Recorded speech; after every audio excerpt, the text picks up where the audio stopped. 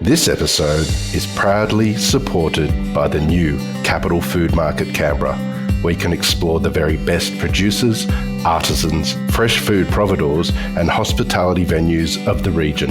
Here's Jared Deaton from 3 Mills Bakery. Well, I think that's the beating heart of the city. You always sort of travel and remember going to, markets and see what the culture's all about. So it was sort of only natural for us to really want to be a part of the new Capital Food Market.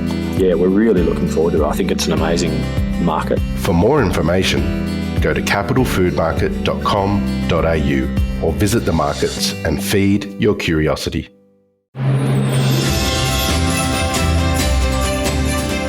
It's the Deep in the Weeds Podcast Network Christmas episode. I'm Anthony Huckstep, and today I'm joined by the entire crew of the network. Dani Valent, how are you? I am excellent. So excited to be at this time of the year. Shanteh Wale, you're here too. Thrilled to be here, and I can't believe we made it through. And big John Susman. How are you, mate? Great, Huck. You're looking very Father Christmassy. It's good to see you finally. I know. I think I've just morphed into Father Christmas. I've certainly got the belly for it, and unfortunately the beard now as well. How's everyone been? What's the year been like for you guys? Look, it's been a really big year. I think it's been a year of many stories to tell. I think the thing that's probably top of my mind is I've taken my first post-COVID overseas trip, just been to Thailand for a couple of weeks, which has been amazing. So yeah, really excited to remind myself that I love food adventures.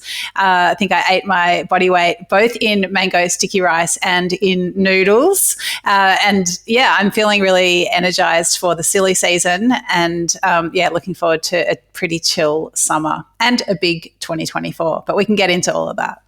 Sean, you spent most of the year overseas. What's been sort of the highlights for you while you've been travelling? Look, I was, in fact, funny enough, in 2018 I had 168 flights, and this year I've had only 104. So but look, it's just reminded it's definitely reminded me how airline travel absolutely sucks. But it's also reminded me, and it was going to be for one of my highlights or surprises of the year, but I may as well talk about it now, is that how such amazing value is represented in hospitality here in Australia in terms of the quality, in terms of the ingredients, in terms of the final finished product. I think we should be really excited about the standard that we've got here in Australia in our hospitality venues across the board. It's so exciting. Shanteh, you had a big change this year and career shift and lots of things happening. What's it been like for you? Yeah, a bit of everything. It's been so nice to kind of take it down a notch, spend a bit of time home, but at the same time I did a fair bit of travel too. So just trying to find a balance, and that quest for always a bit of balance is it's an ongoing journey, isn't it? Well, I think the furthest I travelled to was Blacktown in Sydney this year. It's probably the least I've travelled. I used to be on planes all the time, but, it's been more of a sort of a family-centric sort of year, and it's been nice to be part of what's emerging in Canberra, as well as a lot of exciting things happening here. And I had a bit of fun in Sydney too, which we'll get to soon. What's everyone sort of feeling like about the last year and sort of, where things are in regards to food? Dani, you're very involved in sort of the food media and what's going on. What's the sentiment out there? Yeah, I'm doing 2 restaurant columns, 2 weekly columns now. So one in Good Weekend on the Saturday and one in the Sunday Age on the Sunday. So that requires a lot of eating out as well as reviewing for the Good Food Guide. Mostly I've been eating in Victoria, but have certainly, found my way up and down the East Coast a bit. And look, I think, we've heard in the podcasts, it's been a pretty challenging year for a lot of people. Staffing's still an issue, but I think the big one for people is costs. And I think, it's interesting what John says about the value that's offered here. And I have to agree. I think it's incredible. But I think people are, really shaving the margins to provide that value. So, we know, because we chat to so many people in the industry, that it's pretty tough. But from a consumer side, I think, quality is really high. It's a very competitive space.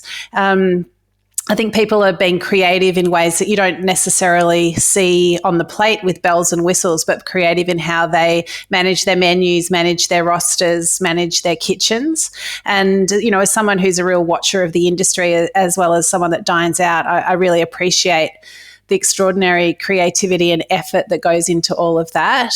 I think the challenge is probably the dining public also getting on board with that and realizing that if we want restaurants to be, part of our culture, the culture of our cities and our towns and our regional areas, that there's another layer of appreciation to bring to the picture. So, I wonder how far that's percolated and what will happen over the coming months and years in that arena. Shanteh, you've been travelling, you mentioned overseas, but also bouncing around Australia a lot more than previously. You were working at Key. What have you sort of been seeing out there? What's been exciting you around Australia? Oh, man, I just spent a bit of time in Gippsland and I was just ready to pack my bags almost and move out there. Simply for the dairy. I mean, cheese has got me every time, but I think there's, like you guys said, Australian hospitality is very natural. Even loving going overseas, being in Italy, thrilled to be there, but I was also thrilled to return home.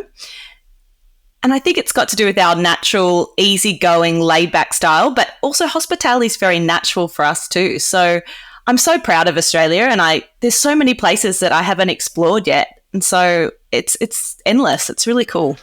It's an interesting period of time, with social media and the importance that plays with sort of restaurants, with their marketing, but also the impact it has on consumers and their decision making. And I'm not convinced that the right decisions are always made because that's such a channel to find out new restaurants compared to what it used to be.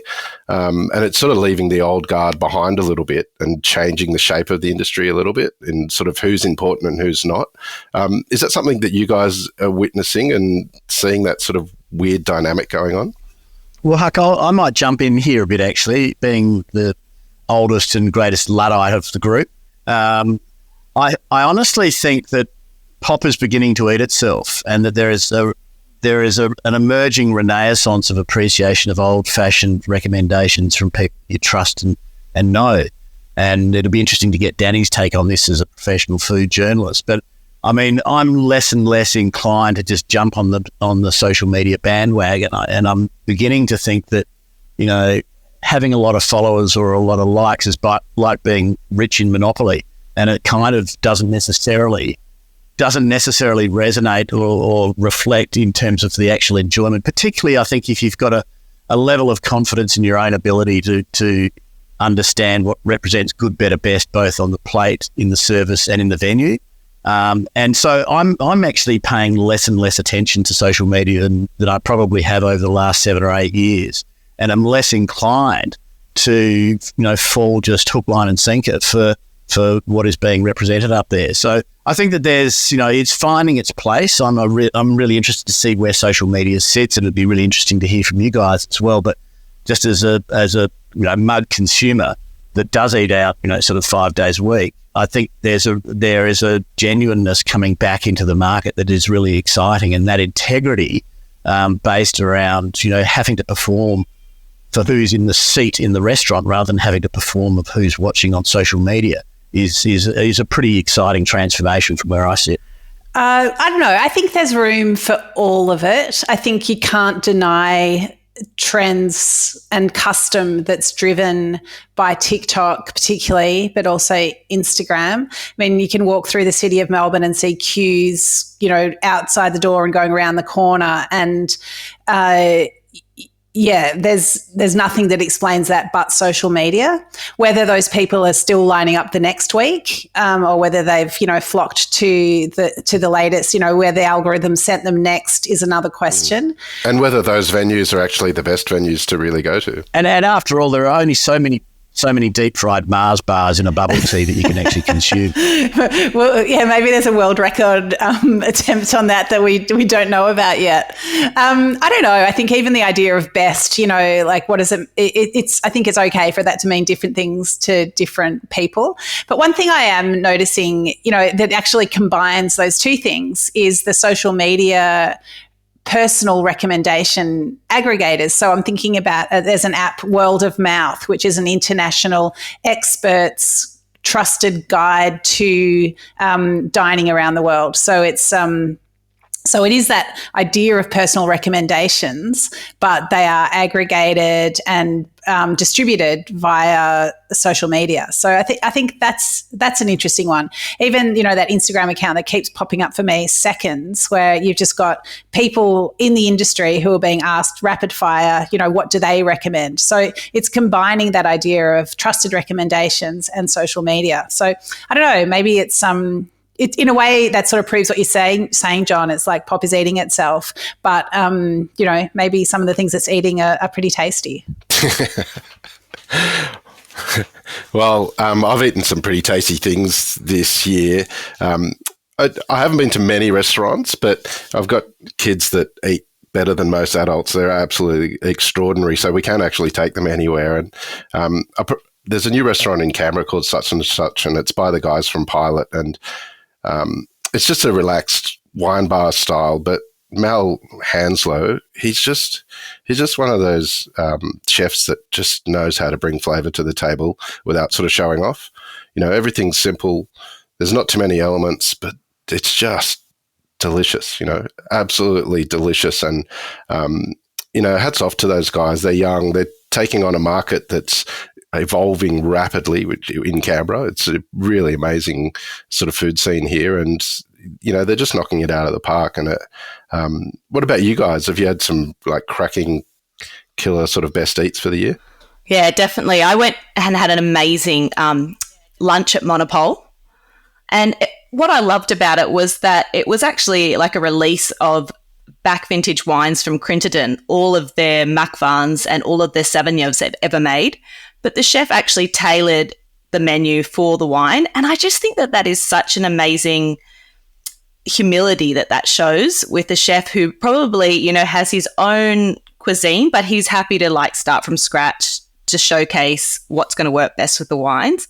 And that was just every dish was impeccable, and then just even improved the drinking experience. So hats off to Monopole for doing such a great job. John, what's been your favourite sort of eat of the year? Oh, look, I've had a few. I mean, my best seafood experience was after we'd been training some young Saudi fishermen on the Red Sea how to actually brain spike and gill bleed tropical fish and look after them properly. And typically the cuisine of the coastal cuisine of the west coast of Saudi is heavily spiced, a lot of yogurt marinade and heavy frying or heavy grilling. And to enjoy a meal where we actually just filleted these ikijimid fish, and these young fishermen that had never eaten raw fish before, to see them eating sashimi was just such an experience. And it was just reminded me of just how exciting seafood is when it's just really simply prepared and really fresh. And then the other extreme would be sitting in Margaret and eating 14 different species of wild fish that are just simply grilled and with a lick of olive oil. And it takes a fair degree of confidence and skill to be able to deliver something like that in such simplicity. I mean, the perfect swan with pike is the ultimate dive, and I think that what Neil and the team are doing down there at Margaret is just at every level just exemplary for the category that I work in. I've had some great meals in Brisbane this year. I mean, I'm mostly eating in Melbourne, definitely quite a bit in Sydney, but I think Brisbane's really stood out for me as, you mentioned how well Canberra's coming on, Huck, but I think Brisbane is just racing and really exciting. So it was great to see Agnes being named the Gourmet Traveller Restaurant of the Year this year.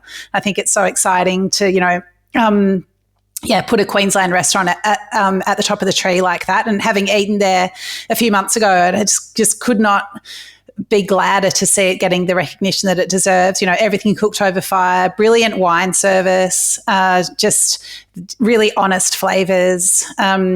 And a beautiful room, like really atmospheric. Doesn't feel, I suppose when I think classic Queenslander, you're thinking bright, breezy, sunny, but this is like a moody room. And although you can sit out on the rooftop, which we did for dessert, and that was wonderful as well.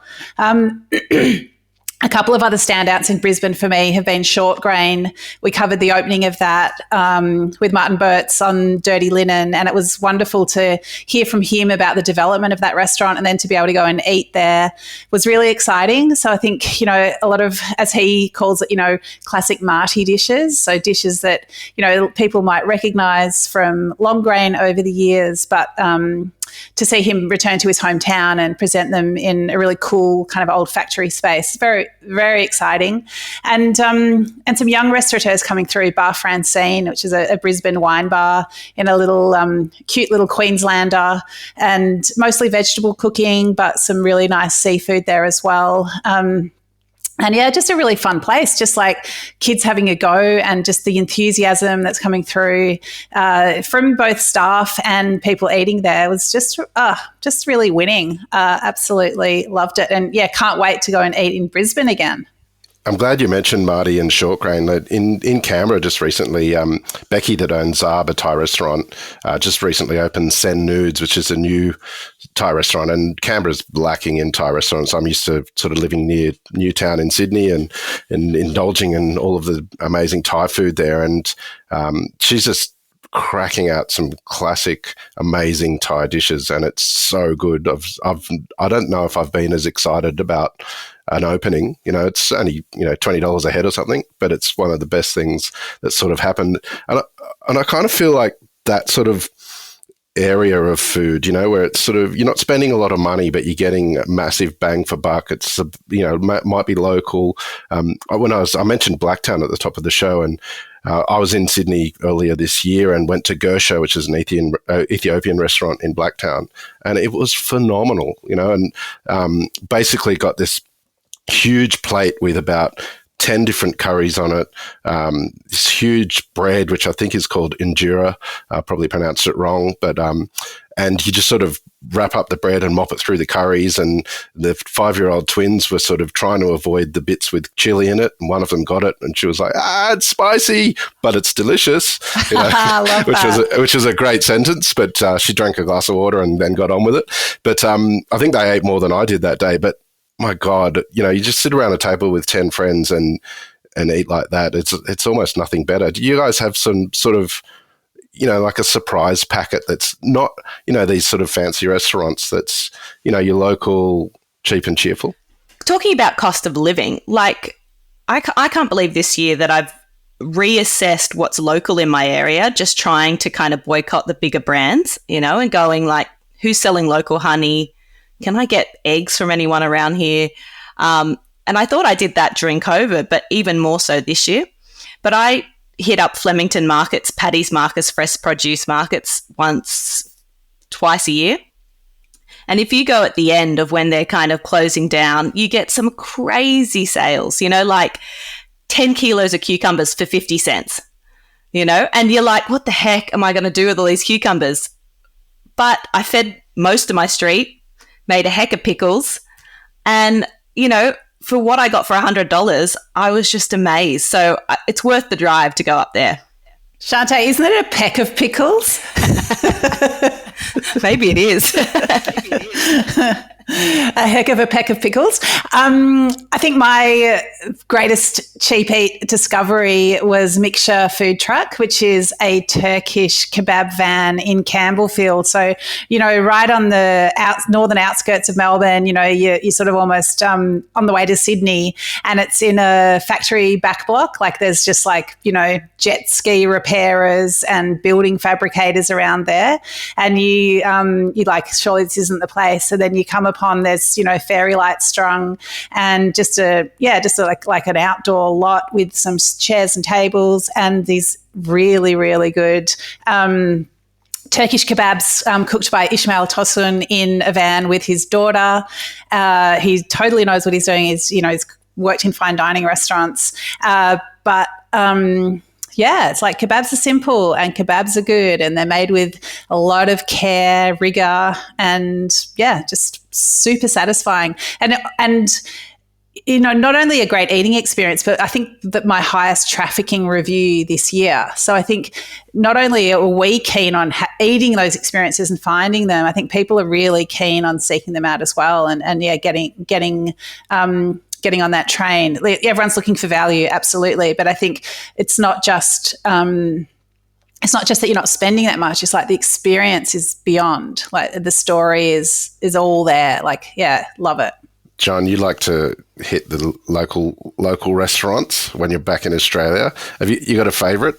Oh, I mean, they're all pretty much favourites. I mean, I am sort of, yeah, definitely. I think you got to agree with everyone that there is this sort of hunt for value, but at the same time, I'm sort of in the business of trying to make sure that we celebrate and support our catchers and growers. And so whilst it's fantastic to sort of say that we can find a feed for $10, we've also got to be recognising what it takes to actually put that produce on the table. And you know, at the moment, one of the issues in my industry is country of origin labelling in restaurants. And the reality is that if we want to feed the kids for $10 after school on a Tuesday night with fish, it's unlikely to be local, and not necessarily should it be. I mean, you know, there's nothing wrong with celebrating. We live in a beautiful first world environment that it comes with those high costs of living, and therefore, you know, maybe we own Saturday night as a producer nation and recognise that imports are an important part of the basket of food that we eat in this country. So, you know, to that point, I feel obliged to make sure that I'm supporting my local catchers and growers, and so my average check, I guess, is probably higher than just being able to look exclusively at that lower cost protein. So, you know, I still think that, you know, when we compare it to, you know, €10 per Giardeau oyster in an oyster bar in Paris, that, you know, being able to buy a dozen unopened oysters for $20 and open them yourself represents extremely good value. And there's a category that we've seen this incredible rise in terms of the quality of the output of the farmers, both here in New South Wales and around the country. You know, I tend to look at the value proposition rather than the price exclusively, and I think that we're seeing some incredible value propositions, particularly in the seafood world and particularly in Asian seafood, using local seafood here in Australia. You know, I mean, the reality is that you can pay $90 for a chili crab in Chinatown, and the merchants probably paid $70 for the crab. So, you know, that's insane value by comparison to what a typical Western restaurant metric might look at 4 times protein cost for the plate itself. So, yeah, I think you know, we do still have incredible value in the market here, whether you're choosing to eat sashimi or whether you're choosing to eat a stir fry. And I certainly sort of find value. I seek out value, that's for sure. And I don't think that there's anything wrong with paying, you know, $65 for a plate of fresh fish in a premium restaurant. That represents value if it's well sourced and cooked. I'm going to leap in with a little plug for our newsletter team, because if anyone hasn't yet subscribed to our newsletter, we will put a link in the show notes. But John, what I loved in our most recent one, apart from everything else, was your rundown on seafood that's great at the moment, with definitely a lot of chat about what's offering incredible value. And I think, you know, as you always do, you know, pointing to alternative species when, you know, something's not really rocking at the moment. And what else could you have on the plate? I think that's always such useful information. I mean, that's definitely a conversation that I'd like to see us pursue in 2024, is to look outside the box in terms of where we seek out produce and how we actually encourage consumers as much as restaurateurs and to utilise some of the lesser known species or cuts even. On that note, what's everybody having for Christmas? What are we eating? Well, I normally do a porchetta, Christmas ham, poached fish, poached prawns, and a bunch of salads.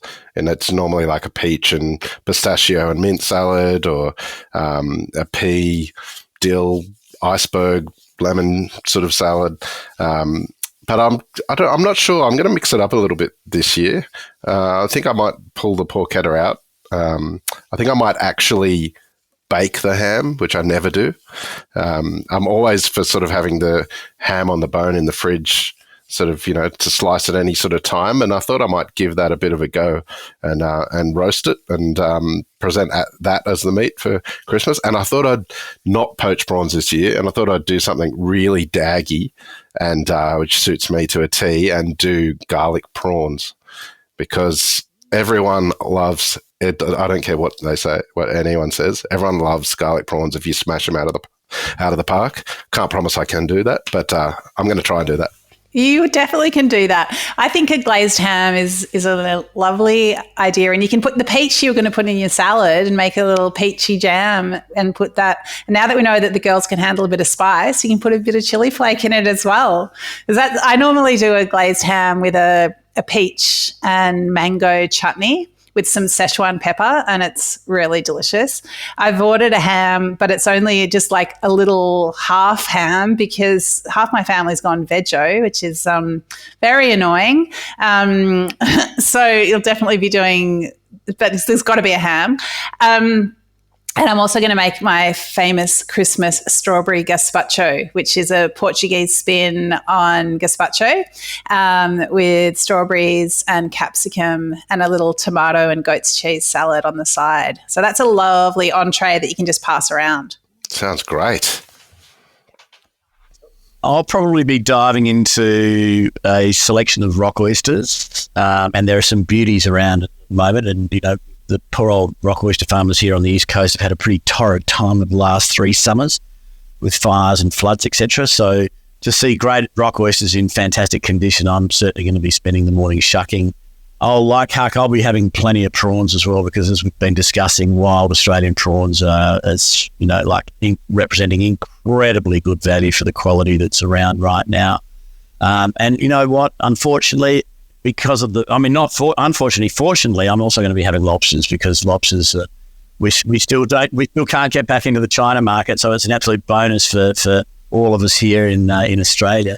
And Shanteh, I'm going to be guzzling a vat full of 23 Hunter Semillon that I'm finding absolutely delicious. The latest releases that are just so, bright and zesty and just perfect seafood wine. So yeah, I'm going all the way with Hunter Semillon, and then I'll be ready for Boxing Day test, Huck. Well, I'm actually just officially adding lobster to the list for Christmas after John's comment. Absolutely. Yeah. And what are you going to be drinking, Shanteh? Give us a tipple tip for Christmas. Oh gosh, you know what? That's the last thing that I've thought about. What? I've done so much tasting and reviewing of wine lately. I'm probably going to have some tequila, I think. Yeah, some really delicious, freshly squeezed margaritas. But there'll be lots of wine there, that's for sure. There's too much wine in our household. And I'll save some of the special bottles that I've been waiting to open with my family for sure. But I think my mum's doing rare roast beef this year. But I'm excited about sides more than anything else. So we're going to do char-grilled broccolini and tonata sauce, which I just put on everything these days.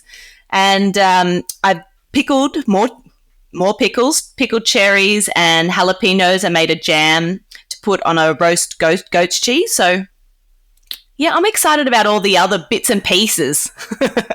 2023 was a good year. We didn't have COVID threatening lockdowns, and it's been challenging as well. But we're pushing into 2024. Dani, what are you hoping to see? What are you expecting to see for the next year?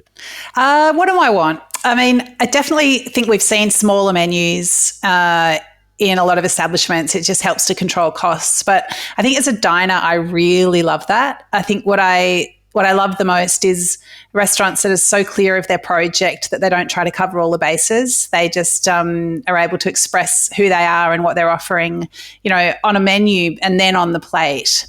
So I'm looking forward to not having too much choice, just having a curated experience. I think we did see that, coming out of lockdowns with a lot of set menus. And I think a lot of people have eased off on that, but there's still something about that. Maybe you've got a few choices for entrees, mains and desserts rather than this big overwhelming cart. So that's something I'm looking forward to. And I guess, tapping into what John's been saying, just really looking after producers, just really honouring the produce, paying a fair price for it and then not being too scared to pass that on. I know that that's just always such a tricky equation. But yeah, I guess it's what I'm hoping to see is, that there's value and proper value put at every step of the supply chain, and that consumers are, willing and of course able to, come to the party and support that. I've been part of markets here in Canberra and the creation of it, and it's just sort of opened, and the second phase of it's opening in 2024. But one of the things I love about Canberra, and what I think people who don't embrace fresh food markets sort of should get on board with, is that how long produce lasts for when you buy it from farmers markets, from fish markets, from fresh food markets, and the value in that sense. Sometimes you might pay a bit more and it's amazing quality, but it'll last longer in your fridge, so you probably won't throw it out. I think a lot of food ends up in the crisper at the bottom and doesn't actually get used. And, as well as immersing yourself in sort of fresh food market and maybe sort of having a greater connection to where your food comes from, it also lasts longer in the fridge and you're doing a bit better for the environment as well. And I would love to see that happen more and more. It's a very mature market for fresh food markets in Canberra. The figures of the amount of people compared to population that go to markets is extraordinary. I've been lucky to sort of been privy to that information, and I'd like to see that sort of more so, because it's a great way to shop, it's a great way to cook, it's a great way to live. John, what are you seeing or hoping for in the next year? I'm really looking forward to there being a genuine sort of level of recognition for the value of Australian produce, and but not jingoistically saying that we can't use or enjoy imported product in the world of seafood, that is. But I think that very much sort of getting confidence in what we have more and more than perhaps we have, and that's coming. Look, the reality is that, as we've discussed already, that the cost of production here in Australia is amongst the highest in the world. So if we're going to support that, then we need to really be creative in how we eat on Tuesday night as against how we eat on Saturday night. And so if we're going to be a bit more experimental, that's what I would look forward to, is that, the four of us would not have a problem eating sardines, but there's a lot of people that wouldn't eat sardines or lesser, sort of known, more fragile species. But as you said, Huck, if you're buying locally, then the chances are that you're going to have a great experience with something that is a more fragile product. So I guess in summary, what I'm looking forward to is probably eating my body weight in uni. I'm going to be sharing that, so you'll be eating half your body weight. And looking at some of the other really exciting seafoods that we can get amongst as well, because working sustainability, which has been a bit of a hackneyed cliche in our world over the last sort of 10 years or so, really requires a broad view on how to approach that topic, and part of that is having a sort of a really Catholic view on the choice of seafoods that are consumed, not just sticking to centre cut salmon from a sustainable farmer. There's that. I guess I'm really looking forward to the next generation of consumption, and I think that's going to be a far more sort of thoroughly thought through process than just grab and go. Believe it or not, 2024 is going to be more wine in my life, more than ever before. Some exciting announcements coming, but what I'm looking forward to is kind of getting out amongst the community and talking a bit more about the ebbs and flows of vintages in wine. I think that we have always just jumped on great vintages, but with the way the weather is and climate change, we're all watching the news going, where's flooding, where's burning? So I think it's important to talk about how we support our local farmers in the trickier vintages and the value that can be seen on some tough years. I mean, any idiot can make great wine in great vintages, but the trickier ones is where you really see people's skills and the way that they handle, their vineyards. So I'd like to promote that a little bit more in 2024. Well, I think it's going to be a good year, 2024. And I should make mention to thank all of our guests on all of our podcasts for the year. They've been incredible. We've had some cracking guests tell some incredible yarns. And of course, our listeners out there that tap into every episode, and our partners. And of course, you guys, our amazing hosts, and the mysterious Rob Locke as well, who's always lurking around in the background, fixing all of our audio and doing all amazing things. Have a great Christmas, everyone. And we'll catch up soon. Merry Christmas, Wade. Thanks. You too, Huck. Great to catch up with you all.